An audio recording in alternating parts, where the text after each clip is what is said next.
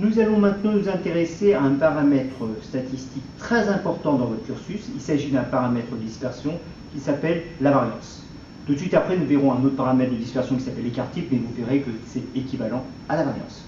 Donc on va définir la variance, puis donner cette interprétation statistique et aussi au niveau du management. Alors la variance de x, on note var de x, on note aussi sigma x au carré. Alors le sigma, regardez comment je fais, je descends et je remonte de la façon suivante. C'est le S minuscule grec, on note sigma. Donc c'est sigma x au carré, on dit aussi écart type au carré, que je vais définir après, eh bien est égal, c'est un paramètre, avant de dire ce que c'est un paramètre de dispersion quadratique autour de la moyenne. Alors, maintenant, quelle est la formule associée à cette fameuse variance? Donc, on va distinguer les deux cas de figure. Le cas discret, dont le résultat sera donné directement par les fonctions statistiques de votre calculatrice. Alors, variance de x est égale à 1 sur n, c'est une moyenne des écarts quadratiques. xi moins x bar au carré de i égale 1 à n, où i est un indice muet. Et grâce aux identités remarquables, il y a un miracle. Variance de x, on peut l'écrire d'une façon équivalente. 1 sur n, somme de i égale 1 à n, des xi carré, la moyenne des carrés, moins x bar, la moyenne au carré, la moyenne dans le cas discret, bien sûr. Alors ça, c'est grâce aux identités remarquables, et c'est très intéressant, parce qu'au niveau des calculs, si n égale 10 000, par exemple, eh bien vous avez 10 000, en gros 10 000 soustractions, nous élevons carré, donc ça fait donc 20 000 opérations, plus les sommes et la division, ça fait en gros 30 000 opérations. Alors maintenant, si je regarde cette seconde formule qui est équivalente, et qui, franchement, qui donne des résultats égaux, eh bien nous élevons carré, ça fait donc 10 000 opérations, la somme plus la division, ça fait en gros 20 000 opérations, et là, nous n'avions que 2 opérations. Donc ça fait donc en gros 20 000 opérations contre 30 000. Nous avons gagné un tiers des opérations, grâce à cette simplification due aux identités remarquables. Donc en pratique, eh bien, on va utiliser celle-ci. Donc ça fait 1 sur 20 pour 20 étudiants. x1 au carré, c'est donc 158 au carré, plus j'élève le dernier terme qui est égal à 150 au carré. Le tout, moins la moyenne que j'ai vue précédemment, au carré. Donc la moyenne, c'est donc égal à 169,7 que j'élève au carré. Et j'admets le résultat suivant. Ça me donne donc 99,11 comme résultat pour la variance. Je verrai après l'interprétation. Alors maintenant, on va s'intéresser au cas continu classé.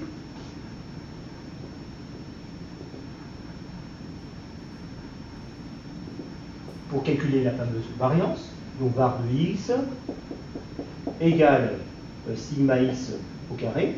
Je rappelle que le cas continu classé correspond à un cas approximatif. Je dis que toutes les valeurs, par exemple, entre 150 et 160, sont représentées par la valeur 155, le centre de la classe. De la même façon, pour 160-170, c'est représenté par 165. Donc ici, c'est donc égal à 1 sur n, somme de i égale 1 à k, où k c'est le nombre de classes, ici c'est k égale 4. Donc xi, ce n'est pas la même xi que dans le cas discret, c'est les centres de classe. x1 c'est 155, x2 165, x3 175, x4 185, moins x bar dans le cas continu classé, que j'élève au carré, multiplié par l'effectif de chaque classe. Et ni sur n, je rappelle que ce sont les proportions, donc je peux l'écrire sous la forme somme de i égale 1 à k, le nombre de classes, de xi moins x bar dans le cas continu classé que j'élève au carré, multiplié par fi, les fréquences relatives. Donc, est-ce que je peux avoir la même simplification grâce aux identités remarquables? La réponse est oui. Donc, var de x s'écrit aussi sigma x au carré, et c'est donc égal à 1 sur n, la moyenne des carrés dans le cas continu classé, donc à k de xi carré multiplié par ni, moins x bar dans le cas continu classé que j'élève au carré, exactement le même raisonnement que précédemment dans le cas discret. Et je peux mettre aussi les proportions, donc c'est égal aussi à somme de i égale 1 à k de xi au carré fois fi, le tout moins x bar au carré.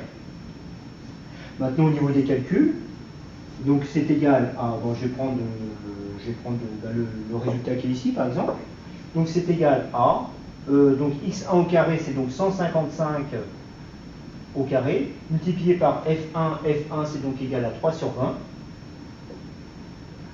plus, point de suspension, la dernière valeur c'est donc 185 que j'élève au carré, multiplié par f4, donc c'est égal à 4 sur 20. Voilà. Le tout, moins x bar dans le cas continu classé. Donc, dans le cas continu classé, j'avais calculé que x bar c'est égal à 170 que j'élève au carré. Et j'admets que le résultat, avec ma calculatrice, c'est 95. Voilà. J'ai calculé la variance dans le cas discret et dans le cas continu classé. Et maintenant, je vais pouvoir passer à l'étape suivante, c'est calculer l'écart type.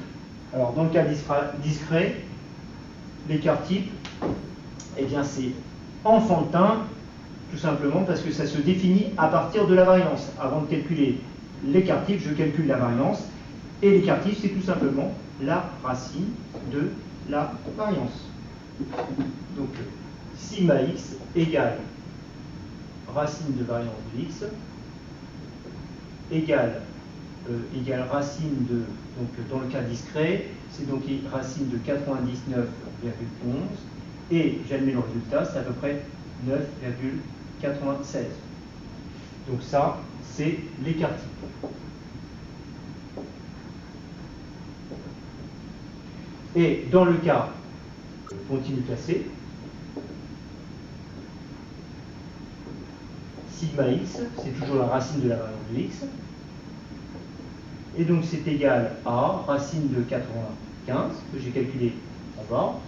Et j'admets que c'est à peu près égal à 9,75, j'ai arrondi à 2 chiffres après la lettre. Alors quel est l'intérêt de l'écart type par rapport à la variance? Si x est en mètres, la variance, comme il y a des carrés, c'est en mètres carrés. En revanche, l'écart type, comme je prends la racine de la variance, sera aussi en mètres. Donc l'unité de x et l'unité de l'écart type sera la même, d'où l'intérêt de l'écart type. Donc au niveau comment dire, de l'interprétation de la variance et de l'écart type, en gros, il y a deux interprétations importantes.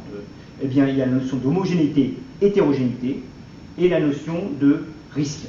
Alors, homogénéité, hétérogénéité, exemple, deux groupes d'étudiants, un test d'anglais, une moyenne de 10, une moyenne de 12, un écart type de 1, un écart type de 3, eh bien je vais dire que le deuxième groupe est plus hétérogène que le premier groupe, ou que le premier groupe est plus homogène que le deuxième groupe.